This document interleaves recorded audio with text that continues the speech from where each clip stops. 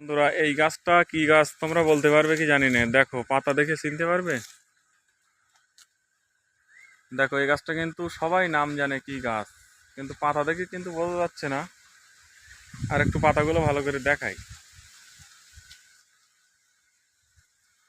এই গাছটার নাম নাম না জানলেও এর যে ফলটা হয়, এই ফলটার নাম সবাই জানে। এই ফলটা আমি দেখাবো, ফলের কাছে নিয়ে যাচ্ছি। এইখানেই ফল ধরে আছে উপরের দিকে, এই জায়গাটায় এই দেখাবো এইবার। এই জায়গাটা আছে সম্ভবত, এইখানে ফল আছে। একটু খেয়াল করে দেখো, তোমরা দেখলে বুঝতে পারবে। এই যে এটা হলো গাব গাছ, এই গাবের ফল ধরে আছে। এই জায়গাটায় আরো আছে, অনেক ফল আছে এই জায়গাটায়। উপরে সূর্যের আলো তো, জুম করে দেখাই। দেখো কত গাব আছে। এই গাবগুলো কিন্তু খুব মিষ্টি এবং অন্য অন্য কাজে ব্যবহার হয়, কিন্তু সুস্বাদু একটা ফল এটা। হ্যাঁ, সুন্দর লাগছে।